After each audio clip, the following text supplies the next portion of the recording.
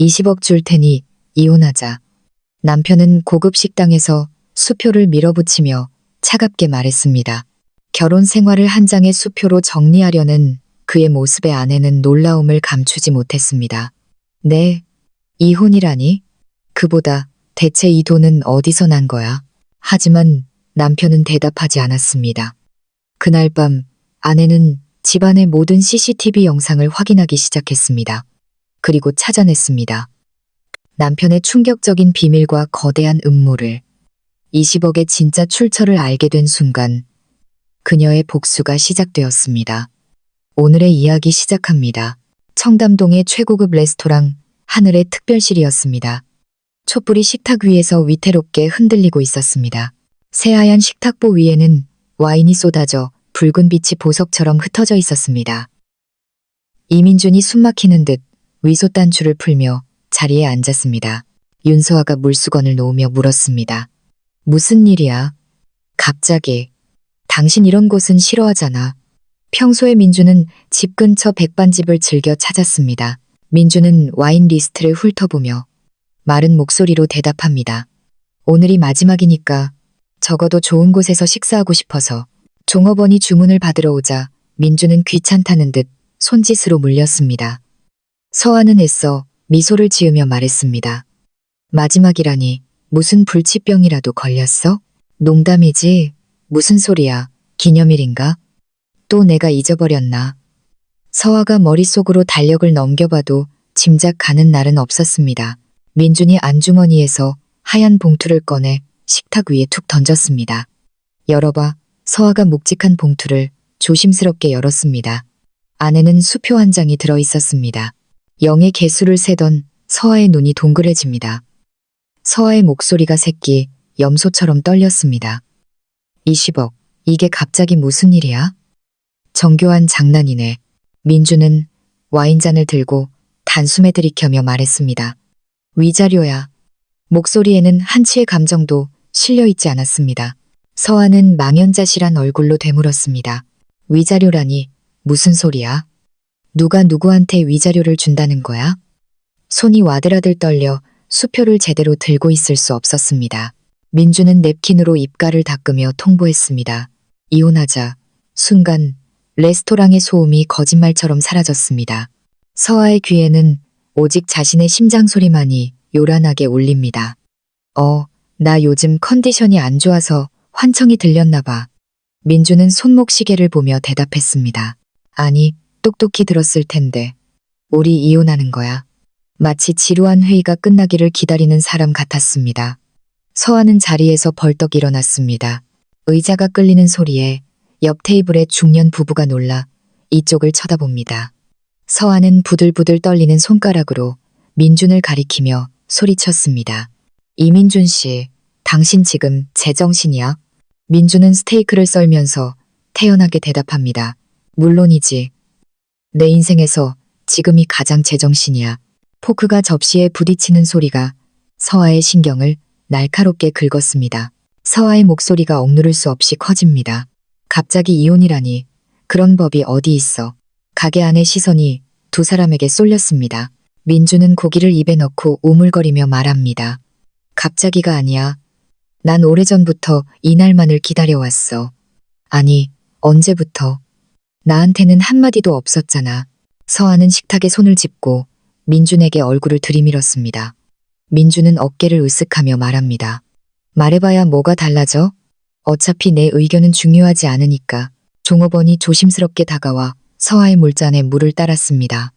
서아는 물잔을 들어 단숨에 마셨지만 타는 듯한 갈증은 가시지 않습니다. 내가 뭘 잘못했는데 대체 뭐가 그렇게 불만인데. 민주는 와인을 따르며 대답했습니다. 잘못한 건 없어. 그냥 너랑 사는 게 지긋지긋해졌을 뿐이야. 지긋지긋해.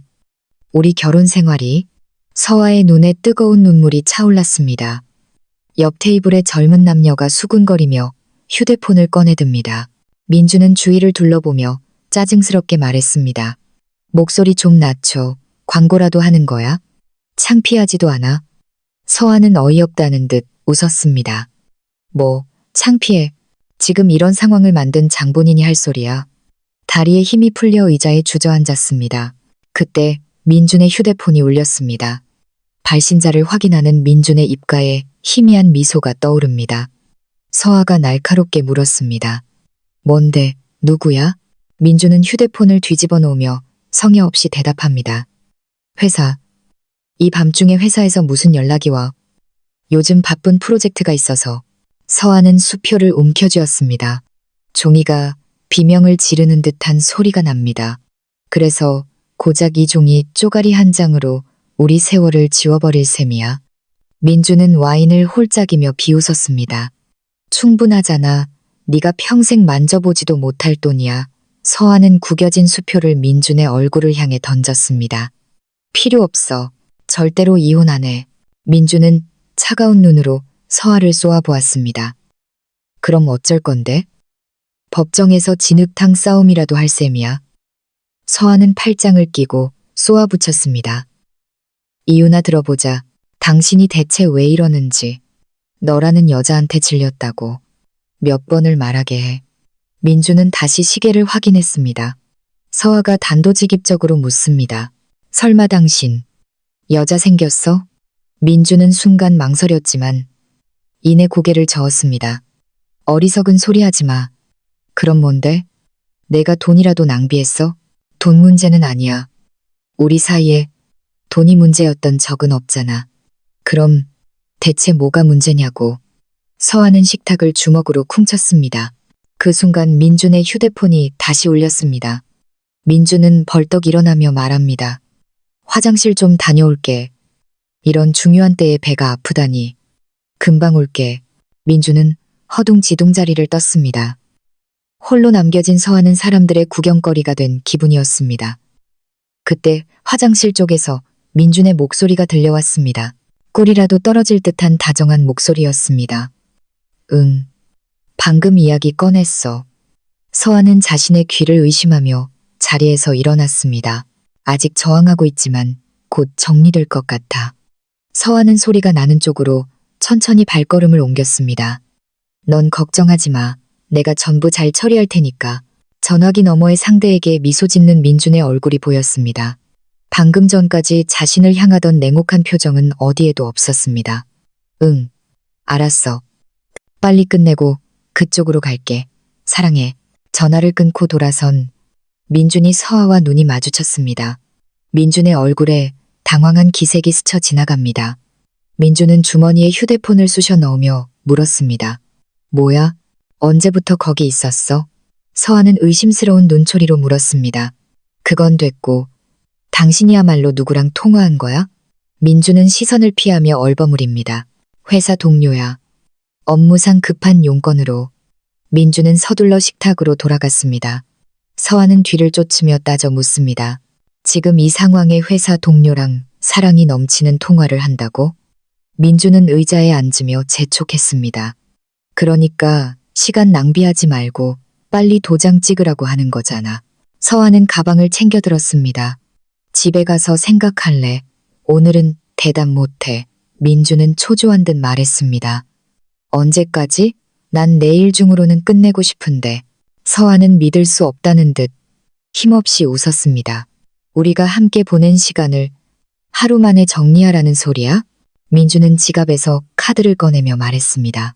어차피 질질 끌어봐야 결론은 똑같으니까. 서아는 가게 문을 향해 걷다가 문득 멈춰서서 돌아보았습니다.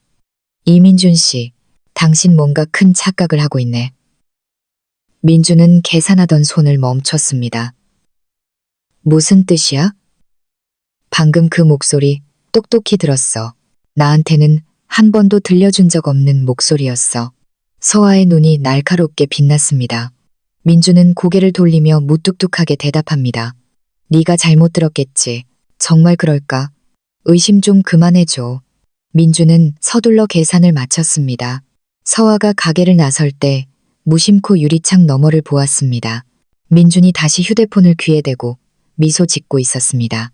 그 얼굴은 서아가 지금껏 한 번도 본 적 없는 전혀 다른 사람의 얼굴이었습니다. 서아는 이것이 단순한 끝이 아니라 끔찍한 시작이라는 것을 직감했습니다.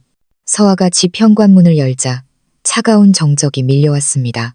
평소 같으면 민준이 켜놓은 거실, 불빛이 서아를 맞아주었을 겁니다. 하지만 오늘 집안은 칠흑 같은 어둠에 잠겨 있었습니다. 서아가 현관불을 켜고 신발을 벗으며 긴 한숨을 내쉽니다. 거실 소파에 가방을 내던지고 오늘 겪은 굴욕을 곱씹었습니다. 민준의 잔혹한 목소리가 귓가에서 떠나지 않습니다. 서아는 가방에서 구겨진 봉투를 꺼내 수표를 펼쳤습니다. 20억이라. 이 종이 쪼가리 한 장으로 지난 세월을 없었던 일로 하려 하다니. 어이가 없어 말도 나오지 않습니다.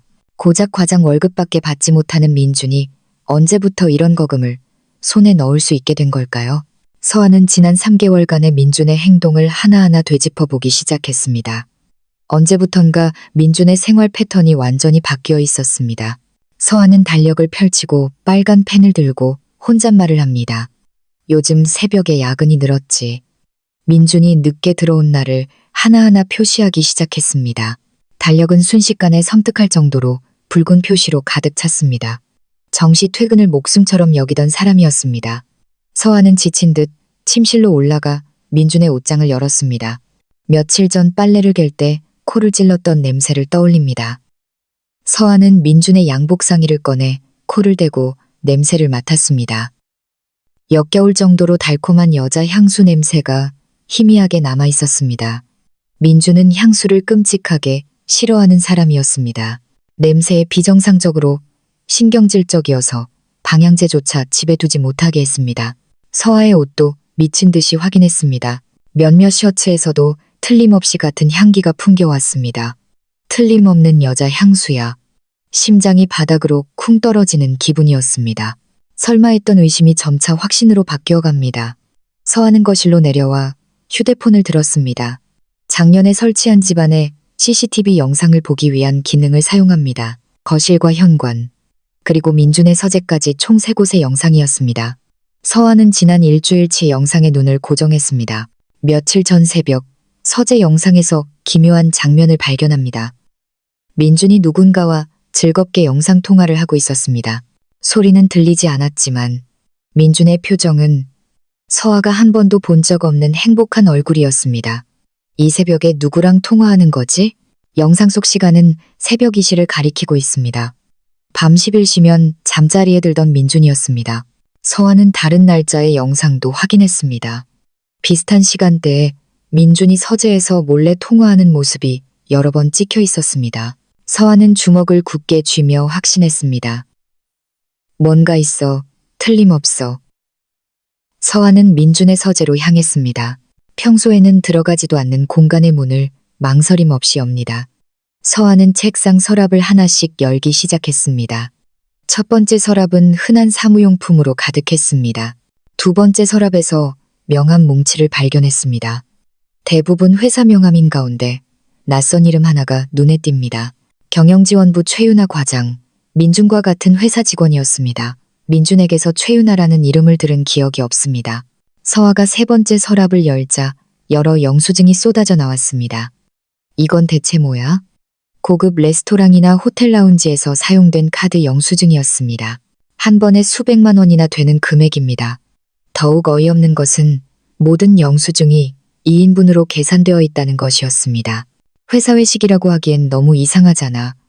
서아는 영수증 날짜와 달력에 적어둔 약은 날짜를 대조해 보았습니다. 놀랍게도 날짜는 하나도 겹치지 않았습니다. 서아의 얼굴이 차갑게 굳었습니다.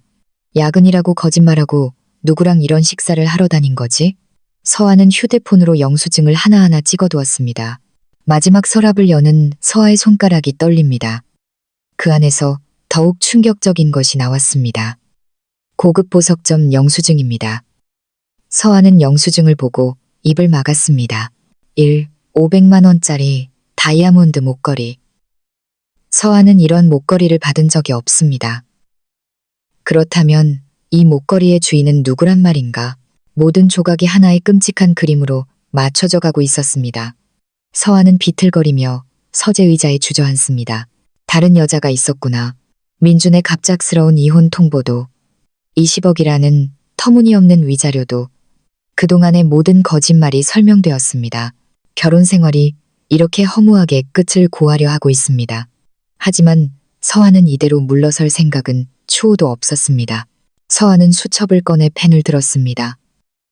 눈빛이 차갑게 변합니다. 체계적으로 증거를 모아 반격해야 합니다. 서한은 수첩에 적어 내려갔습니다. 불륜상대 최유나의 정체, 이민준과의 미래 증거 확보, 그리고 20억의 출처. 서한은 시계를 확인했습니다. 어느덧 밤 11시가 지나고 있습니다.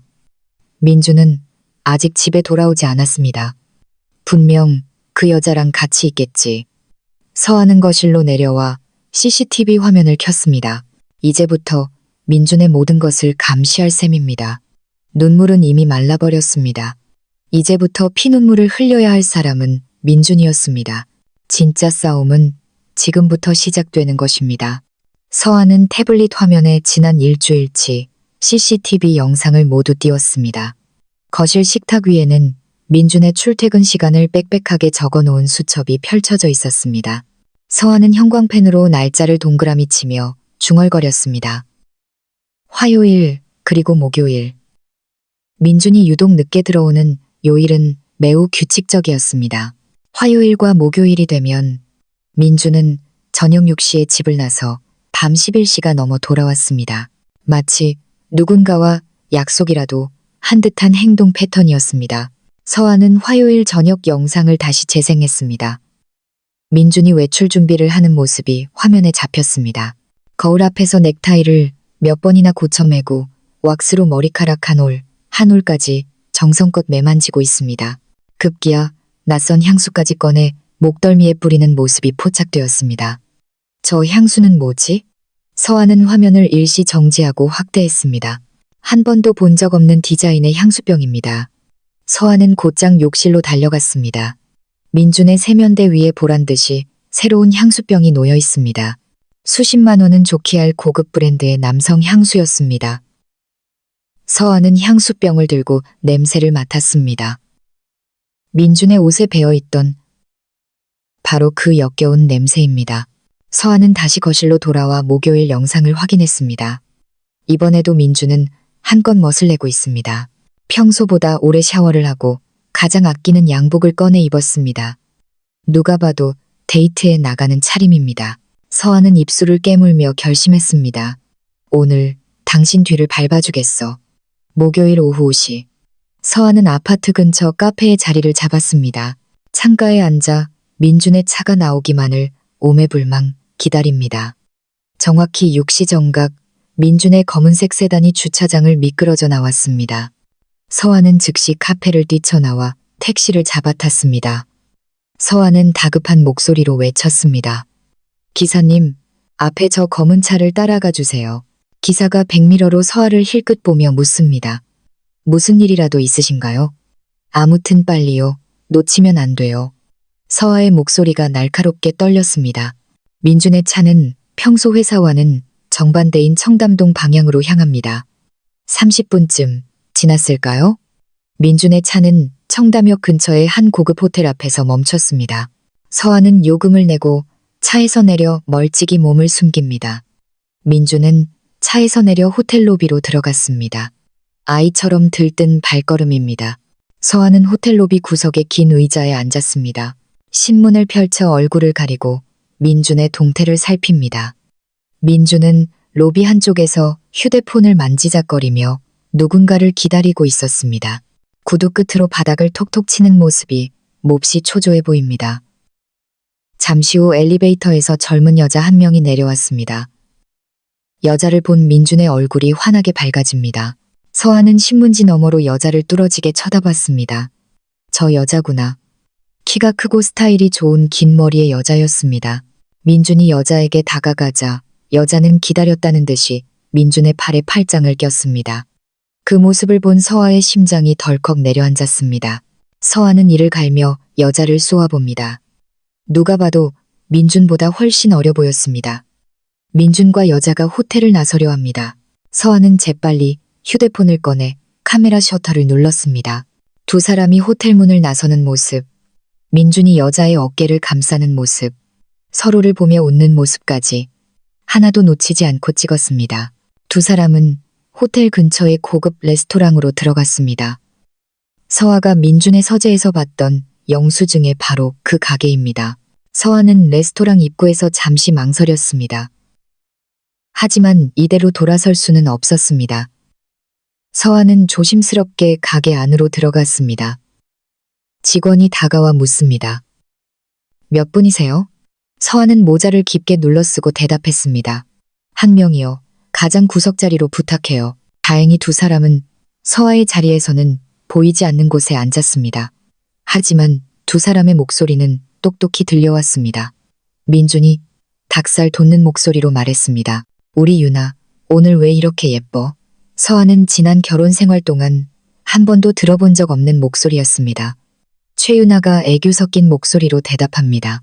오빠야말로 오늘 너무 멋있어. 서아는 귀를 기울여 두 사람의 대화에 집중했습니다. 민준이 묻습니다. 회사에서는 아무 말 없어? 최유나가 대답했습니다. 응. 다들 눈치 못 채. 나 연기 잘하잖아. 민준이 속삭였습니다. 조금만 더 참아줘. 이제 거의 다 끝났으니까. 서아의 손가락이 분노로 떨렸습니다. 서아는 휴대폰의 녹음 버튼을 누릅니다. 최유나가 와인잔을 만지작거리며 물었습니다. 그래서 사모님이랑 이혼은 언제 해줄 건데? 서아의 숨이 멎을 것 같았습니다. 민준이 자신만만하게 대답합니다. 걱정 마. 이번 주 안에 도장 찍게 만들 테니까. 최유나는 기쁜 듯 소리쳤습니다. 정말? 그럼 다음 달부터는 같이 살 수 있는 거야? 민준은 최유나의 손을 잡으며 말했습니다.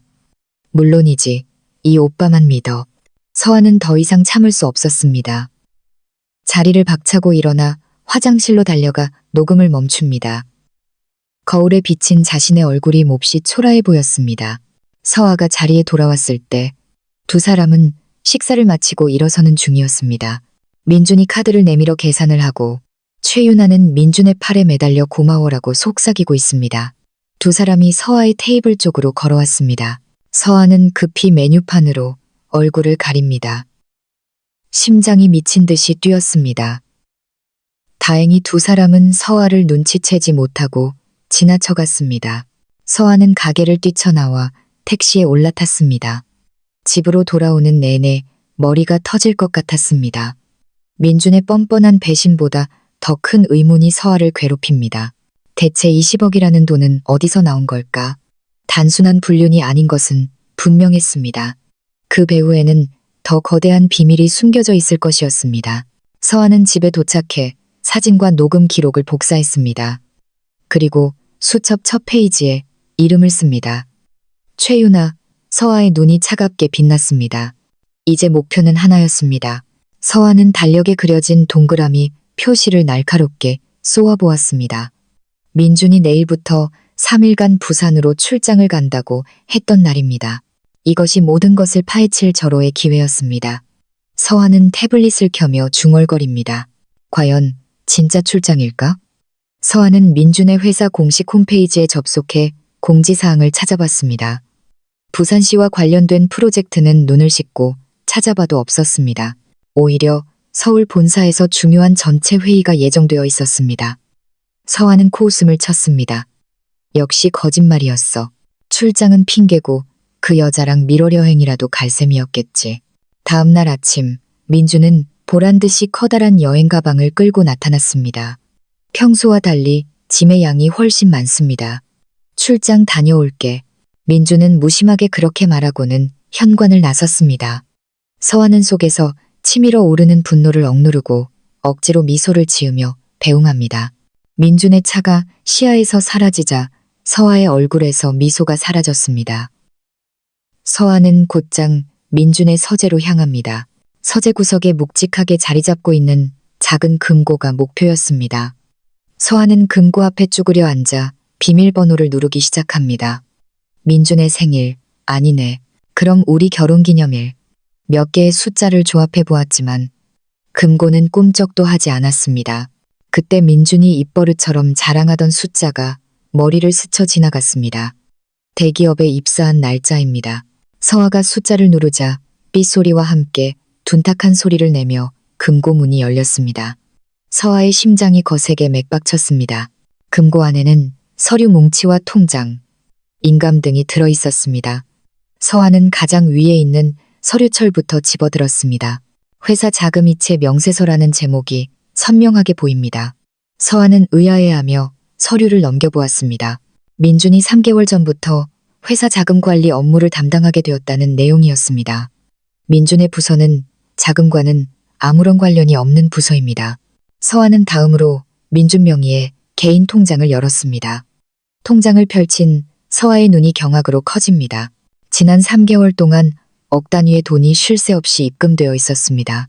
5천만 원, 7천만 원, 1억, 입금 명세를 확인하자 송금인 이름은 모두 회사법인 계좌였습니다. 총액을 더해보니 30억 원이 넘는 거액입니다. 서아의 다리에 힘이 풀려 그대로 바닥에 주저앉고 말았습니다. 횡령이었어. 민주는 회사 돈에 손을 대고 있었던 것입니다. 서아는 떨리는 손으로 다른 서류들을 확인했습니다. 해외은행 계좌 개설 신청서에 눈이 멈춥니다. 목적지는 스위스였습니다. 그 여자랑 이 돈을 가지고 해외로 도망칠 셈이었구나. 모든 미스터리의 조각이 섬뜩하게 하나로 맞춰졌습니다. 서아는 서둘러 휴대폰을 꺼내 모든 서류를 찍기 시작합니다. 민준이 돌아왔을 때를 대비해 서류를 원래 자리에 그대로 돌려놓았습니다. 조금의 의심도 남겨서는 안 됩니다. 이제 마지막 확인만 남았네. 서아의 머릿속에 민준의 회사 격리부에 있는 직원 김민지가 떠올랐습니다. 작년 송년회에서 알게 된 순박한 인상의 여성이었습니다. 서아는 곧장 김민지에게 전화를 걸었습니다. 민지 씨, 저 민준 씨 아내 서아예요. 전화기 너머에서 민지의 밝은 목소리가 들려옵니다. 어머, 형수님, 어쩐 일이세요? 서아는 아무렇지 않은 척하며 말했습니다. 남편이 출장 가서 너무 심심해서요. 혹시 지금 시간 괜찮아요? 네, 형수님, 마침 퇴근하던 길이에요. 좋아요. 1시간 후 두 사람은 회사 근처 카페에서 만났습니다. 서아가 먼저 자연스럽게 말을 꺼냅니다. 우리 남편 요즘 많이 바쁘죠? 민지는 고개를 끄덕이며 대답했습니다. 네, 부장님 신임을 한 몸에 받고 계시잖아요. 자금 관리까지 혼자 다 하시고요. 자금 관리요? 서아가 눈을 동그랗게 뜨고 묻습니다. 네, 워낙 꼼꼼하신 분이라 부장님께서 특별히 맡기셨대요. 3개월 전쯤이었나 횡령을 시작한 시기와 정확히 일치했습니다. 서아는 걱정스러운 표정으로 묻습니다. 민지 씨는 힘들지 않아요? 일이 늘었을 텐데. 아니에요. 민준 과장님이 어려운 건 다 처리해 주셔서 저는 잡을만 해요. 김민지는 웃으며 대답했습니다. 참, 돈 보내는 것도 민준 씨가 직접 해요. 네. 부장님 결제만 받으면 나머지는 전부 민준 과장님 담당이에요. 김민지의 말을 듣는 순간 모든 의심이 확신으로 변했습니다. 서아는 마지막으로 조심스럽게 물었습니다. 요즘 회사에 뭐 달라진 일 같은 건 없었어요? 김민지는 고개를 갸웃거립니다. 달라진 거요? 글쎄요. 서아는 서둘러 화제를 바꿨습니다. 아니에요. 아무것도. 남편이 요즘 정신적으로 힘들어하는 것 같아서요. 아, 책임감이 강하신 분이라 그러실 거예요. 민지는 걱정 말라는 듯 고개를 끄덕였습니다. 카페를 나와 집으로 돌아오는 서아의 발걸음은 무거웠습니다. 남편의 배신은 단순한 불륜이 아니었습니다. 이것은 명백한 범죄입니다. 집에 도착한 서아는 오늘 모은 증거들을 정리했습니다. 금고에서 찍은 사진과 김민지와의 대화 내용을 서면으로 기록합니다. 혼자서는 이 거대한 사건을 감당할 수 없었습니다. 전문가의 도움이 필요해 서아는 휴대폰 연락처를 뒤지기 시작했습니다. 민준의 대학 동기이자 현재 변호사로 일하는 박현우의 이름이 눈에 띕니다. 서아의 눈빛이 결연하게 빛났습니다. 이제 이 지긋지긋한 복수를 끝낼 때였습니다. 서아는 태블릿 화면에 찍어둔 명함 사진을 쏘아보았습니다. 태평양 법무법인 박현우 변호사. 민준이 회사 일로 자주 연락을 주고받는 법무팀 담당 변호사인 듯 했습니다. 서아는 죽은 듯이 숨을 고르고 전화기를 들었습니다. 네. 태평양. 법무법인입니다. 기계처럼 정확한 목소리가 들려옵니다. 서아는 애써 태어난 목소리로 말했습니다. 박현우 변호사님과 상담 예약을 하고 싶은데요. 어떤 내용으로 상담을 원하시나요? 디지털미래라는 회사명을 대자 상담은 일사천리로 결정되었습니다. 다음 날 오후 서아는 거대한 건물 앞에 섰습니다. 태평양 법무법인이라는 금색 간판이 서아를 압도하는 듯 했습니다. 안내 데스크를 지나 회의실로 안내된 서아는 마른 침을 삼켰습니다. 잠시 후 깔끔한 양복 차림의 남성이 들어옵니다. 박현우는 부드러운 미소를 띠며 자신을 소개했습니다. 박현우입니다. 신뢰감을 주는 목소리와 단정한 인상의 남성이었습니다. 시간 내주셔서 감사합니다. 윤서아라고 합니다. 박현우가 의자에 앉아 서류를 펼쳤습니다. 디지털 미래에 관한 문의라고 들었습니다. 어떤 용건이신가요? 서아는 신중하게 입을 열었습니다. 저는 이민준 과장의 아내입니다. 박현우의 표정에 의외라는 빛이 스쳐 지나갔습니다. 아, 그러십니까? 이 과장님과는 업무상 몇 번 뵌 적이 있습니다. 서아는 준비해온 연기를 시작했습니다. 남편의 회사 자금관리 업무에 대해 여쭤볼 것이 있어서요. 자금관리 업무 말씀이십니까? 박현우는 고개를 갸웃거렸습니다. 최근 그 일을 맡게 된 후로 몹시 힘들어하는 것 같아서요. 서아는 금방이라도 울음을 터뜨릴 듯한 표정으로 말했습니다. 네, 남편이 너무 신경질적으로 변해서 혹시 회사에 무슨 문제라도 있는 건 아닌지, 법적으로 위험한 일은 아닌지 걱정돼서요. 박현우는 대답 대신 서아의 얼굴을 지그시 바라보았습니다. 그녀의 눈동자 깊은 곳에 숨겨진 불안과 공포를 놓치지 않았습니다. 박현우는 부드러운 목소리로 물었습니다.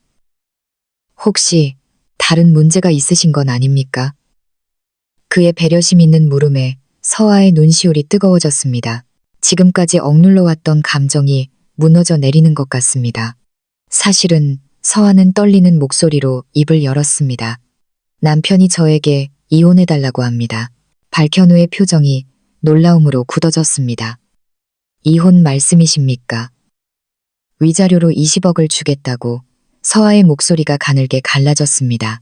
박현우는 되물었습니다. 20억이요? 그는 변호사로서 즉각 상황의 심각성을 파악했습니다. 이민준 과장의 연봉으로는 도저히 불가능한 금액입니다. 그래서 혹시 그 돈이 회사와 관련이 있는 건 아닌지 마침내 서아의 눈에서 눈물이 터져 나왔습니다. 박현우는 자리에서 일어나 서아에게 물잔을 건넵니다. 그의 얼굴에서 사무적인 표정은 사라져 있었습니다. 아, 확실히 이건 매우 심각한 문제입니다. 서아는 절실한 눈빛으로 박현우를 바라보았습니다. 저는 어떻게 해야 할까요? 박현우는 망설임 없이 대답했습니다. 제가 돕겠습니다. 서아는 놀란 눈으로 그를 쳐다보았습니다. 하지만 남편과 일하시는 분인데 괜찮으신가요? 박현우는 단호하게 말했습니다. 변호사로서 불법 행위를 묵인할 수는 없습니다. 만약 이 과장님이 정말로 부정을 저지르고 있다면 반드시 막아야 합니다. 그의 말에 서아는 안도감을 느꼈습니다. 박현우는 전문가의 목소리로 조언합니다. 우선 정확한 증거가 필요합니다. 지금은 모든 것이 추측에 불과합니다. 혼자서는 어려우실 겁니다. 전문가를 붙여드리겠습니다. 박현우는 자신의 명함 뒷면에 이름과 번호를 적어 건넸습니다. 김철민 조사관입니다. 검찰 수사관 출신으로 이런 사건의 최고 전문가입니다. 서아는 걱정스럽게 물었습니다. 믿을 만한 분인가요? 제가 보증합니다. 실력도 최고고 입도 무겁습니다. 박현우는 추천했습니다. 비용이 많이 들 텐데요. 서아는 현실적인 문제를 걱정했습니다. 보수는 걱정 마십시오. 사건이 모두 끝난 후에 정산해 주셔도 괜찮습니다. 박현우의 배려에 서아는 감격했습니다. 정말 감사합니다. 오늘 처음 뵈었는데 이렇게까지 해주시다니. 박현우의 눈빛이 따뜻하게 서아를 향했습니다. 얼마나 힘드셨겠습니까? 이제 혼자 짊어지지 마세요. 서아는 태어나서 처음으로 낯선 사람에게서 구원의 손길을 내밀어 받은 것 같다고 느꼈습니다. 회의실을 나와 엘리베이터로 향하는 서아를 박현우는 배웅했습니다. 내일 바로 김 조사관님과 만나십시오.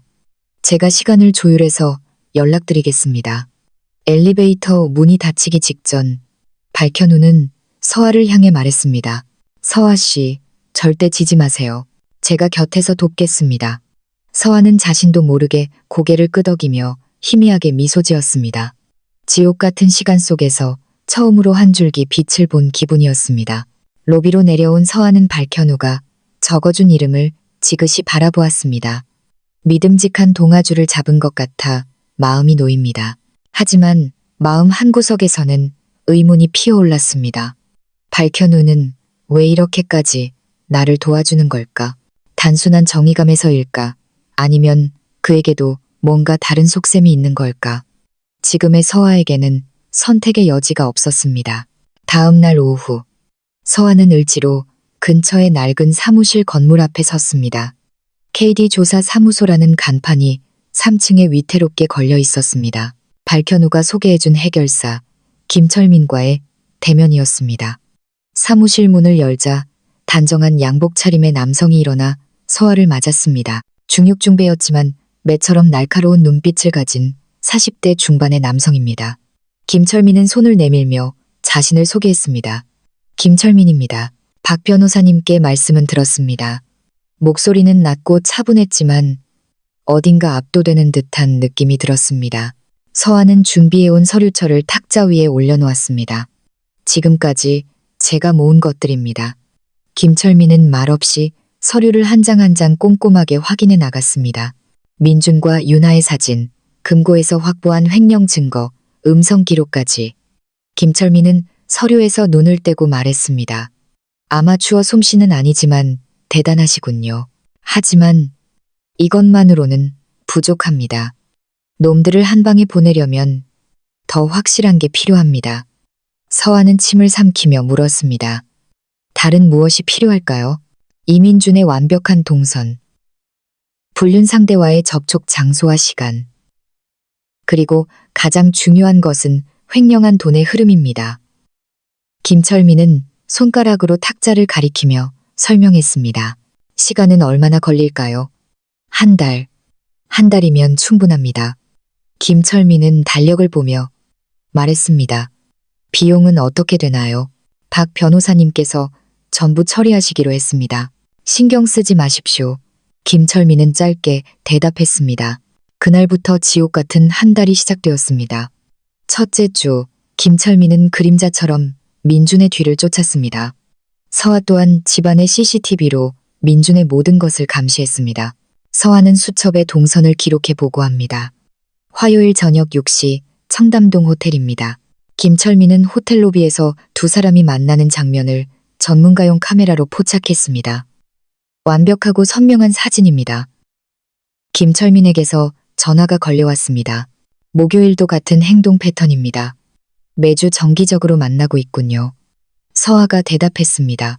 둘째 주, 박현우는 법적인 증거를 보강했습니다. 세 사람은 카페에 모여 작전 회의를 엽니다. 김철민이 카드 사용 내역서를 탁자에 펼쳤습니다.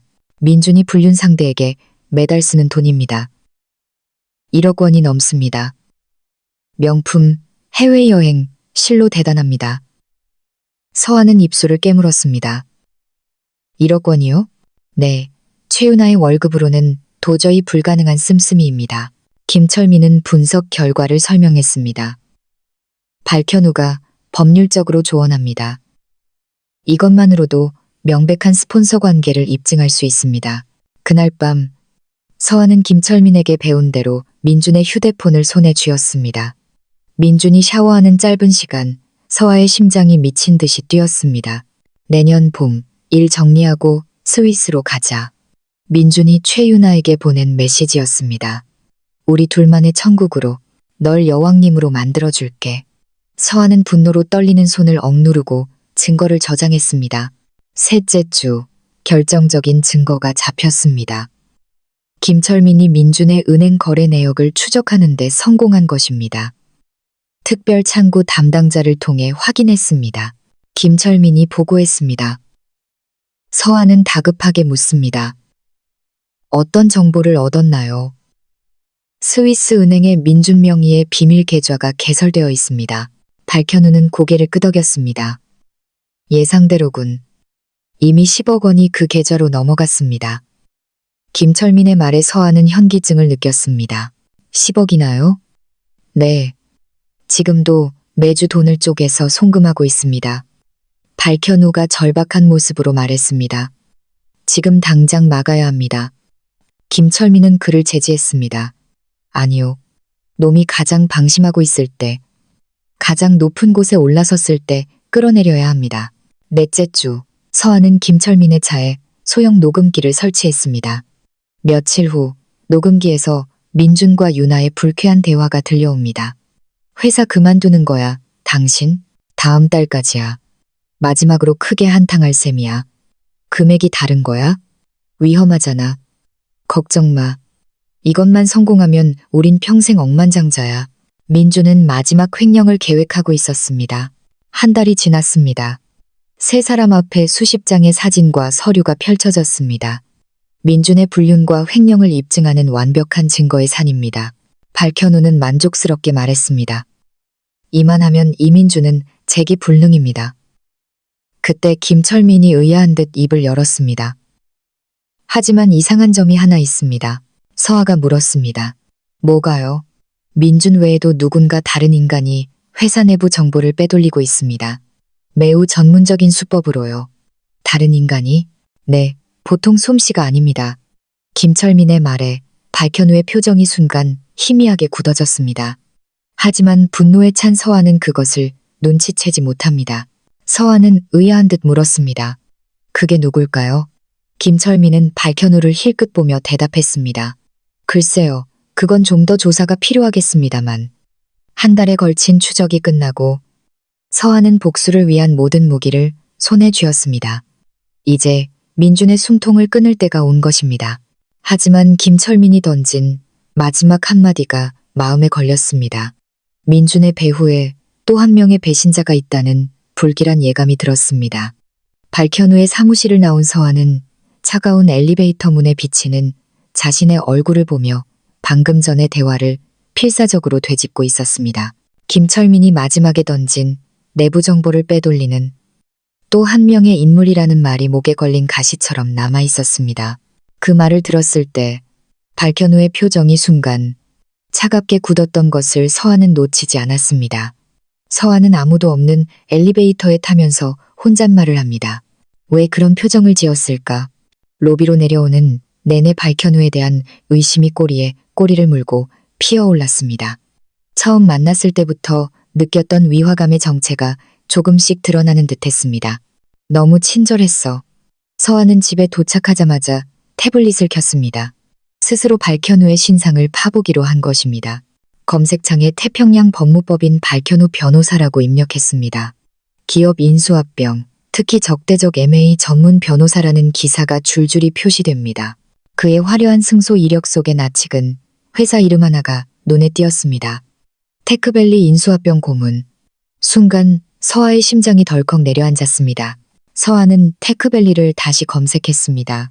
최근 적극적으로 동종업체를 사들이고 있는 거대 정보기술 기업이었습니다. 서아는 이어서 충격적인 기사를 발견합니다. 테크밸리가 현재 민준의 회사인 디지털 미래의 인수를 검토하고 있다는 내용이었습니다. 경쟁사였구나. 모든 미스터리의 조각이 섬뜩하게 하나로 이어졌습니다. 기업 인수합병을 성공시키기 위해서는 상대 기업의 약점을 파악하는 것이 필수적입니다. 박현우에게는 디지털 미래의 내부 정보가 목에서 손이 나올 정도로 탐났을 것입니다. 서아의 핏기가 가셨습니다. 박현우도 나를 이용한 거야?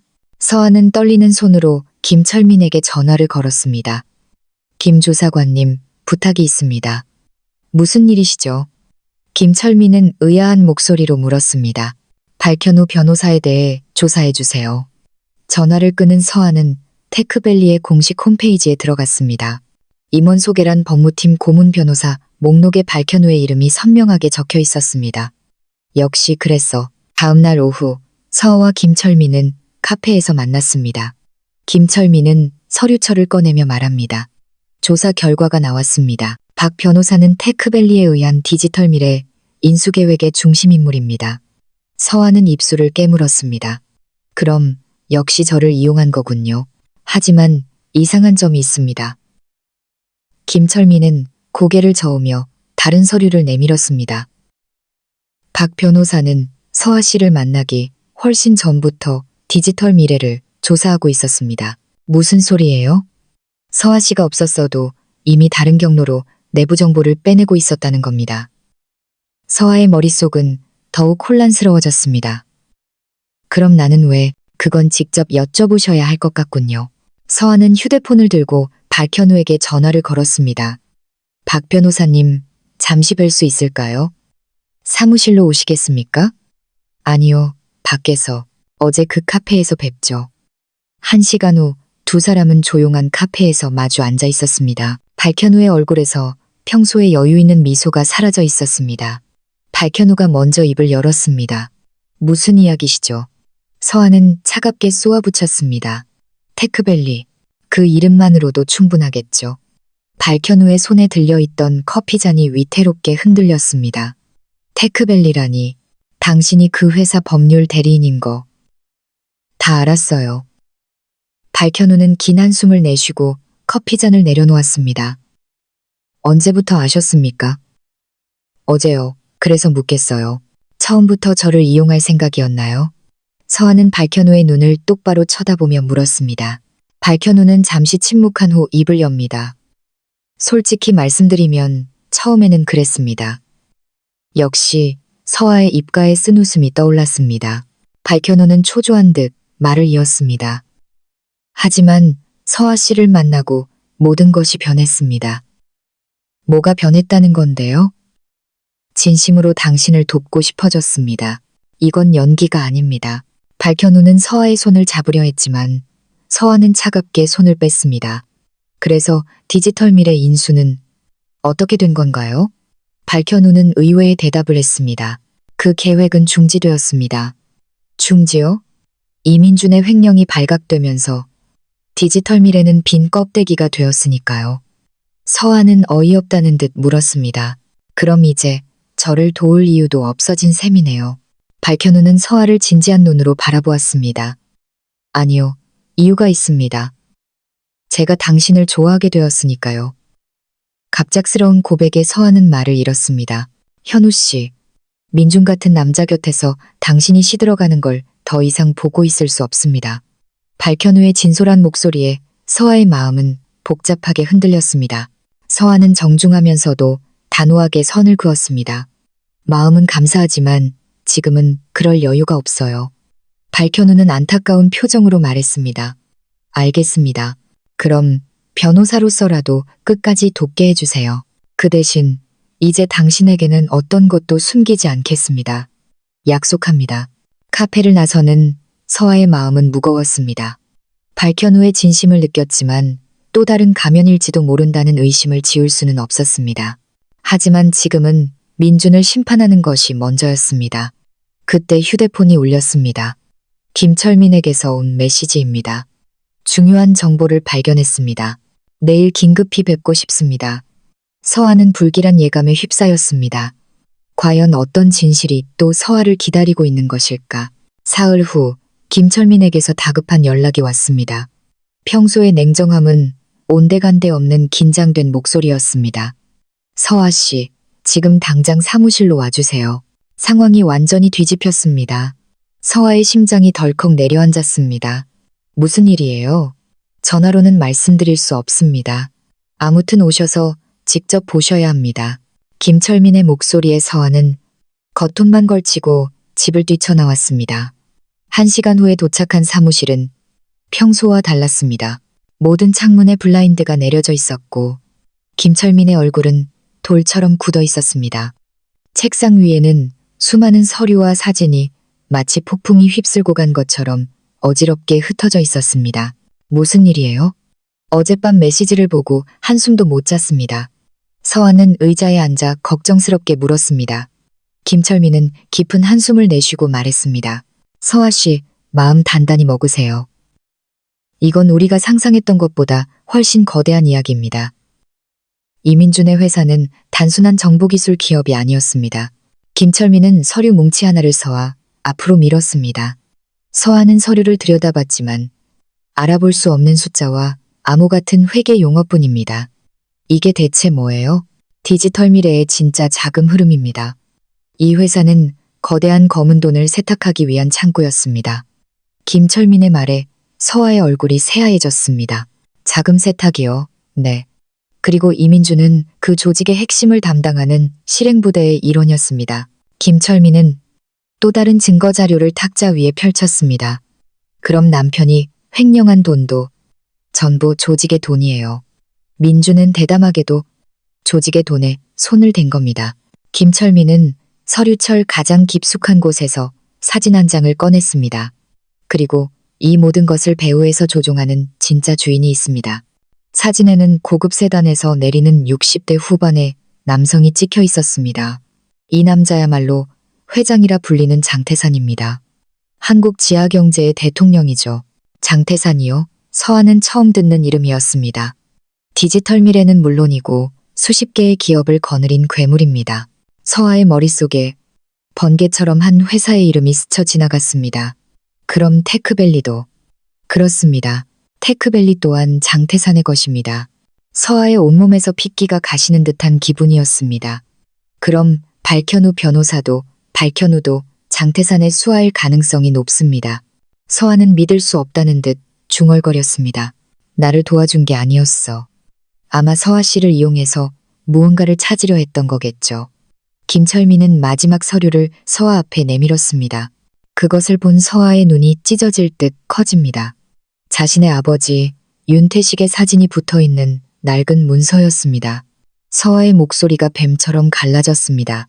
아버지가 왜 여기에? 서아 씨의 아버님은 이 조직의 회계사였습니다. 김철민은 무거운 목소리로 대답했습니다. 아버지가 그런 일을, 그리고 조직의 모든 비리를 세상에 폭로하려고 준비하고 계셨습니다. 하지만 모든 것을 밝히기 직전 의문의 죽음을 당하셨죠. 서아는 자리에서 벌떡 일어나 소리쳤습니다. 아버지는 자살했어요. 당신이 뭘 안다고 함부로 말하는 거예요? 김철민은 당시 경찰의 수사 기록을 보여주었습니다. 서아 씨, 이건 자살로 위장된 명백한 타살입니다. 서아는 충격의 말을 잃고 서류만을 쏘아보았습니다. 김철민은 더욱 믿기 힘든 말을 입에 담았습니다. 그리고 서아 씨와 민준의 만남 또한 우연이 아니었을 겁니다. 서아의 다리에 힘이 풀려 의자에 주저앉았습니다. 제 결혼이 조작되었다는 말인가요? 조직은 아버님께서 숨긴 비자금 장부를 찾고 있었을 겁니다. 그래서 아버님의 유일한 혈육인 서아 씨 곁에 감시역을 붙인 거죠. 지난 세월이 통째로 부정당하는 순간이었습니다. 그럼 최윤아도 그 불륜도 전부, 네. 모든 것이 서아 씨를 속이기 위한 장대한 연극이었던 겁니다. 서아는 정신을 잃은 사람처럼 중얼거렸습니다. 내가 거대한 연극의 주인공이었다니. 우리가 지금 이렇게 하고 있는 것도 놈들은 전부 알고 있겠네요. 김철민은 창밖을 턱으로 가리켰습니다. 네, 사흘 전부터 저 차가 우리를 감시하고 있습니다. 블라인드 틈으로 검은 세단 한 대가 보였습니다. 서아는 불안한 목소리로 묻습니다. 우리 이제 어떻게 해야 해요? 일단 여기를 떠나야 합니다. 그리고 검찰에. 김철민이 말을 끝내기도 전에 사무실 문이 난폭하게 열렸습니다. 험상궂은 얼굴의 남자 2명이 들어옵니다. 그중 한 명이 김철민을 보고 말했습니다. 김철민 씨 맞으시죠? 누구신데 무단으로 들어오십니까? 김철민은 서아를 등 뒤로 감싸며 물었습니다. 남자는 비릿한 미소를 지으며 말했습니다. 회장님께서 뵙고 싶어 하십니다. 어느 회장님 말입니까? 장태산 회장님입니다. 남자의 말에 서아의 몸은 돌처럼 굳었습니다. 김철민은 단호하게 맞섰습니다. 우리가 거절한다면? 그렇게 되면 이야기가 좀 길어지겠지. 남자는 양복 안주머니를 만지작거리며 위협했습니다. 김철민은 서아를 보호하려 앞으로 나섰습니다. 알겠습니다. 갑시다. 현명한 판단입니다. 김철민은 눈 깜짝할 사이에 중요한 서류들을 가방에 챙겨 넣었습니다. 그리고 서아의 귓가에 속삭입니다. 무슨 일이 있어도 이 가방은 지켜야 합니다. 두 사람은 남자들에게 이끌려 사무실을 나왔습니다. 건물 앞에는 지옥의 마차처럼 검은 세단이 기다리고 있습니다. 억지로 차에 태워지는 서아의 머릿속은 새하얘져 있었습니다. 자신의 인생을 송두리째 삼켜버린 거대한 악의 실체와 마주해야 할 때였습니다. 검은 세단이 멈춘 곳은 인적이 드문 한강변 공원 주차장이었습니다. 늦은 오후에 쌀쌀한 바람이 강물을 스치고 있었습니다. 서아와 김철민이 차에서 내리자 또 다른 검은 세단이 소리 없이 다가왔습니다.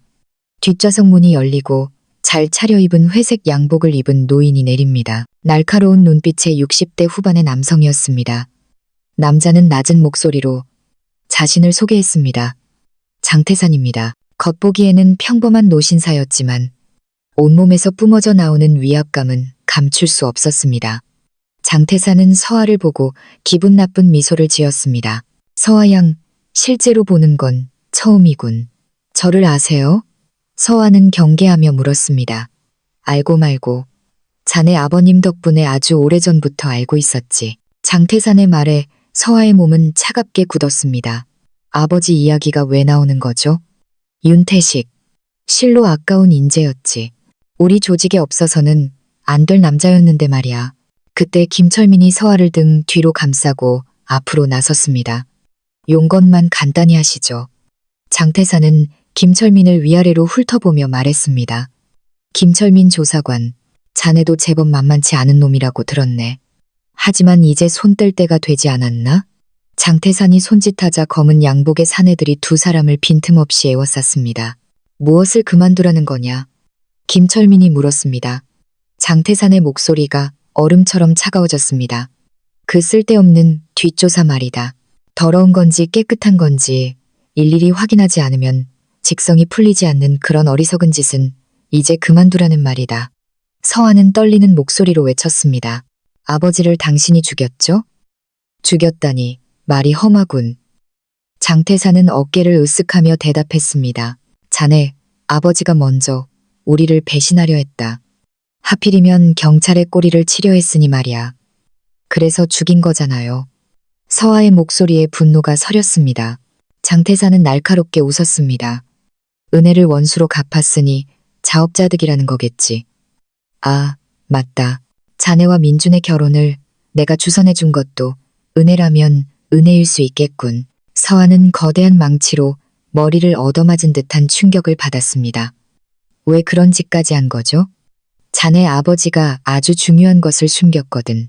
장태산은 서아에게 한 걸음 다가서며 말했습니다.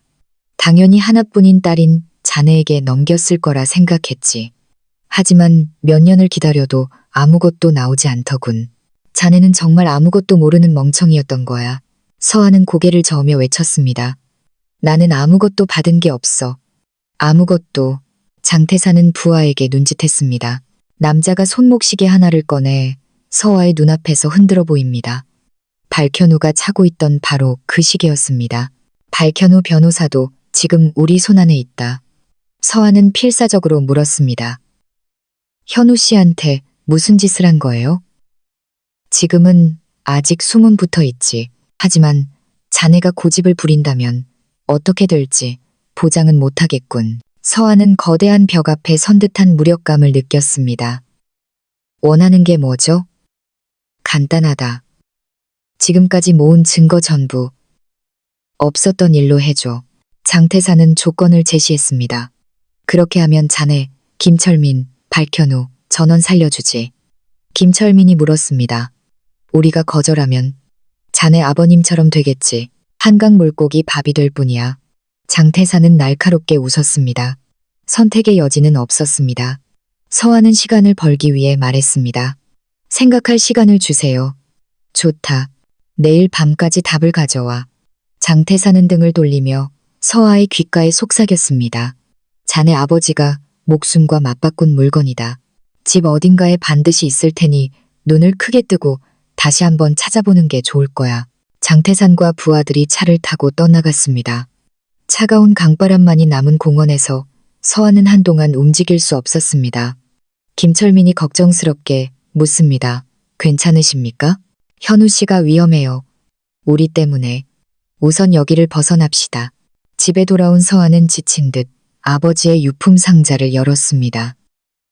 낡은 사진, 빛바랜 일기, 그리고 아버지의 손때가 묻은 만년필. 서아가 무심코 만년필을 집어들었을 때 손 안에서 느껴지는 무게감의 위화감을 느꼈습니다. 만년필 뒷부분을 돌리자 그 안에서 작은 소형 저장 장치 하나가 툭 떨어졌습니다. 이건 뭐지? 서아는 떨리는 손으로 그것을 태블릿에 연결했습니다. 화면에 사랑하는 딸 서아에게라는 이름의 보관함이 나타납니다. 그 안에는 음성 기록이 하나 들어있었습니다. 재생 버튼을 누르자 그토록 그리웠던 아버지의 목소리가 들려왔습니다. 서아야, 이걸 듣고 있다는 건 아빠는 이제 이 세상 사람이 아니라는 거겠지. 서아의 눈에서 뜨거운 눈물이 쏟아져 내렸습니다. 아빠는 괴물들과 손을 잡고 말았다. 하지만 너무 늦게 깨달았지. 아버지의 고백이 이어집니다. 이 저장 장치 안에 저 괴물들을 잡을 수 있는 모든 증거가 들어있다. 부디 아빠의 마지막 부탁을 들어다오. 저장 장치 안에는 조직의 검은 거래 장부와 핵심 인물 정보, 그리고 온갖 범죄 기록이 빽빽하게 저장되어 있었습니다. 이것이야말로 아버지가 남긴 진짜 유산이었습니다. 서아는 소형 저장 장치를 굳게 움켜쥐었습니다. 김철민에게 다급한 모습으로 전화를 겁니다. 김 조사관님, 찾았어요. 아버지가 남긴 진짜 유산을. 제가 찾았어요. 정말입니까? 그게 어디에? 만년필 안에 숨겨져 있었어요. 모든 게 이 안에 들어있어요. 김철민의 목소리가 흥분으로 떨렸습니다. 그럼 이걸로. 네. 이제 아버지의 이름으로 이 지옥 같은 싸움을 끝낼 때예요. 서아는 결연한 목소리로 말했습니다. 서아와 김철민은 밤새 아버지의 소형 저장 장치를 분석했습니다. 몇 년간 잠들어 있던 진실은 장태산이라는 거대한 악의 제국을 통째로 무너뜨릴 수 있는 강력한 무기였습니다. 김철민은 감탄의 소리를 냈습니다. 이것만 있으면 장태산은 물론이고 그 밑에 기생하는 벌레들까지 전부 박멸할 수 있습니다. 서아는 결심한 듯 소형 저장 장치를 굳게 움켜쥐었습니다. 당장 검찰청으로 가야 해요. 하지만 서아 씨, 이건 목숨을 건 일입니다. 장태산이 가만히 보고만 있지는 않을 겁니다. 김철민은 걱정스러운 눈으로 서아를 제지했습니다. 서아의 눈이 차갑게 빛났습니다. 그렇기 때문에 가야만 해요. 이것이 아버지가 제게 남긴 마지막 유언이니까요. 다음 날 오후 두 사람은 서울지방검찰청 앞에 섰습니다. 김철민이 사전에 연락해둔 덕분에 곧바로 담당 검사실로 향할 수 있었습니다. 두 사람을 맞이한 것은 이정미 검사였습니다. 날카로운 눈매의 40대 초반의 여성입니다. 저장 장치 안에 자료를 확인한 이 검사의 표정이 충격으로 굳어졌습니다. 세상에, 한국의 심장부에서 이런 괴물 같은 조직이 암약하고 있었다니. 뿌리가 너무 깊어서 어디부터 손을 대야 할지 감도 안 잡히실 겁니다. 김철민은 대답했습니다. 이 검사는 결심한 듯 자리에서 일어났습니다. 뿌리째 뽑아버리면 됩니다. 즉시 특별수사팀을 꾸리겠습니다. 두 분의 신변 안전을 확보하기 위해 은신처를 마련하겠습니다. 서아는 고개를 저으며 말했습니다. 아니요, 저는 제 집에서 놈들의 최후를 이 눈으로 똑똑히 지켜보겠습니다. 그날 오후 대한민국 전체가 발칵 뒤집혔습니다. 모든 방송사의 저녁 뉴스. 첫머리를 장태산 조직의 실체가 장식합니다. 수십조 원 규모 불법 자금 세탁 조직 적발. 정관계 로비 의혹도. 앵커의 흥분한 목소리가 수상기에서 울려 퍼졌습니다. 장태산의 얼굴과 함께 디지털 미래를 비롯한 수십 개의 위장 기업 리스트가 공개되었습니다. 그때 휴대폰이 지옥의 호추름처럼 울려댔습니다. 발신자는 장태산이었습니다.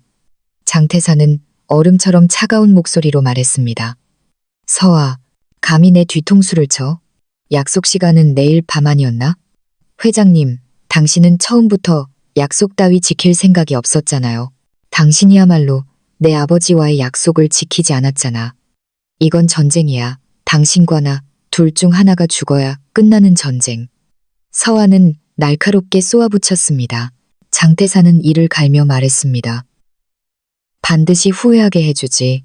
전화가 끊겼습니다. 1시간 후 서아의 집 주변으로 경찰 차량들이 속속 도착했습니다. 이 검사가 파견한 경호 인력들이었습니다. 다음 날 새벽, 사상 최대 규모의 검거 작전이 개시되었습니다. 장태산을 비롯한 조직의 핵심 간부들이 잠자리를 덮쳐져 차례차례 체포되어 갔습니다. 마침 그때 뉴스에서는 수갑을 차고 연행되는 장태산의 비참한 모습이 생중계되고 있었습니다.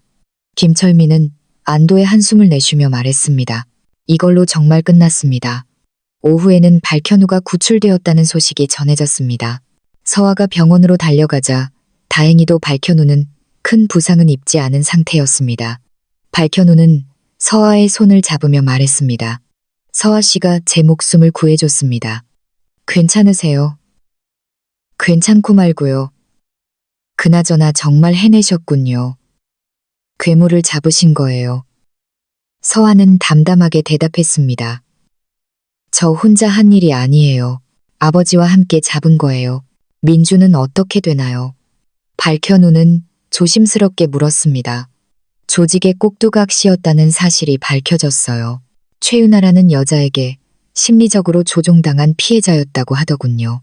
수사 결과 민주는 조직이 서아를 감시하기 위해 의도적으로 접근시킨 장기적인 말에 불과했습니다. 불륜조차도 민준의 정신을 갉아먹고 조종하기 위한 조직의 치밀한 연극이었던 것입니다. 그럼 민준도 피해자였군요. 발현우는 놀란 얼굴로 말했습니다. 그렇다고 해서 그가 저지른 죄가 사라지는 건 아니죠. 서아는 냉정하게 대답했습니다. 며칠 후 민주는 기소유예 처분을 받고 석방되었습니다. 서아와 민주는 이혼 서류에 도장을 찍기 위해 마지막으로 만났습니다. 민주는 무릎을 꿇고 애원했습니다. 서아야, 내가 정말 죽을 죄를 지었다. 제발 한 번만 용서해줘. 용서는 당신 자신에게나 구하세요. 나는 당신을 인간이라고 생각한 적 단 한 번도 없어. 서아는 차가운 눈으로 민준을 내려다보았습니다. 서아야, 내 이름 역겹게 부르지 마. 서아는 그대로 등을 돌렸습니다. 한 달 후 모든 재판이 끝났습니다.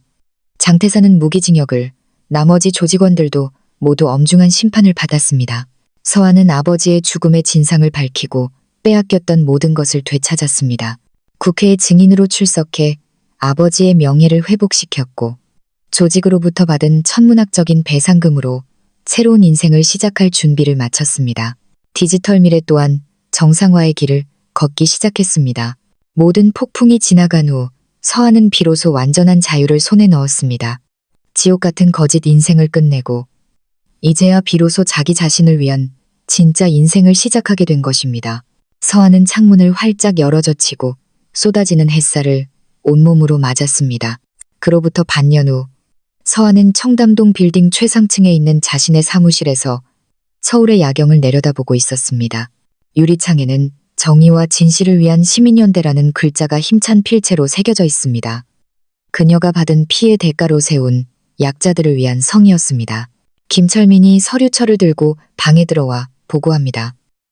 대표님, 오늘 새로 접수된 안건이 3건입니다. 김철민은 이제 서아의 가장 든든한 동료이자 시민연대의 유능한 조사팀장이었습니다. 서아는 회전의자를 돌려앉으며 물었습니다. 어떤 안건들이죠? 대기업 내부 비리 고발이 2건, 그리고 권력형 성범죄 사건이 1건입니다. 김철민은 서류철을 서아의 책상 위에 올려놓았습니다. 서아는 서류를 훑어보고 만족스러운 미소를 지었습니다. 벌써부터 대한민국의 악당들이 우리 때문에 잠 못 이루는 밤을 보내고 있겠네요. 시민연대는 설립된 지 불과 3개월 만에 부당한 대우를 받은 사람들의 마지막 희망으로 주목받고 있었습니다. 서아의 사건이 워낙 유명해진 덕분이었습니다. 김철민은 조심스럽게 물었습니다. 민준 씨 소식은 들으셨습니까? 지방 소도시로 내려가 작은 공장에 취직했다고 들었어요.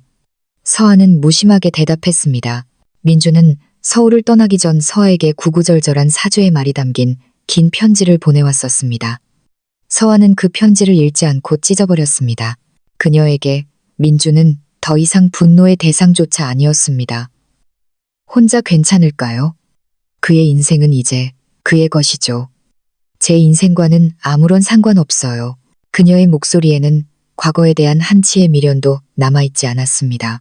그때 사무실 문이 열리고 발현우가 커피를 들고 방으로 들어왔습니다. 우리 정의의 여신, 오늘도 바쁘신가? 서아는 활짝 웃으며 발현우를 맞았습니다. 박 변호사님, 어서 오세요. 테크밸리 완전히 정상화되었습니다. 장태산의 악습은 모두 사라졌습니다. 발현우는 시민연대의 법률 고문을 무상으로 맡아주고 있었습니다. 발현우는 서류를 꺼내며 말했습니다. 정말 다행입니다. 죄 없는 직원들까지 길거리에 나앉게 할 수는 없으니까요. 서아는 안도의 한숨을 내쉬었습니다. 발현우는 잠시 망설인 후 용기를 내어 물었습니다. 서아 씨도 괜찮으시다면 오늘 저녁 시간 있으세요? 물론이죠. 어떤 한 건의 법률 상담이 필요하신 건가요? 서아는 장난스럽게 물었습니다. 아니요, 아주 멋진 데이트 신청입니다. 발현우는 솔직하게 말했습니다. 서아는 잠시 생각한 후 따뜻한 미소를 지었습니다. 현우 씨, 마음은 정말 감사해요. 하지만 아직은 알겠습니다. 하지만 포기한 건 아닙니다. 계속 도전할 겁니다. 발현우는 서아의 말을 끊고 웃었습니다. 물론이죠. 저도 현우 씨를 좋은 친구라고 생각해요.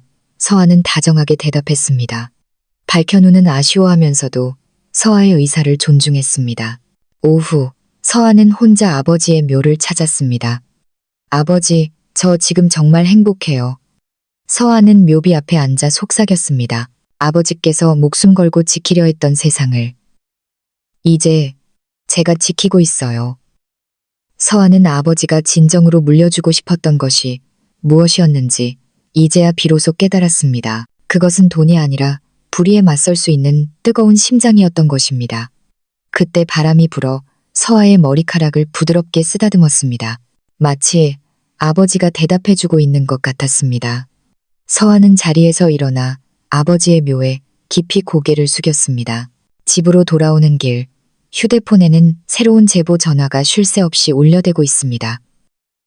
서아는 피곤함 대신 가슴 벅찬 보람을 느끼고 있었습니다.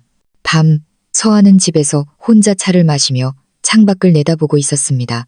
지난 거짓된 인생이 지금의 자신을 만들어냈음을 깨달았습니다. 지옥을 경험했기에 다른 사람의 지옥을 외면할 수 없게 된 것입니다.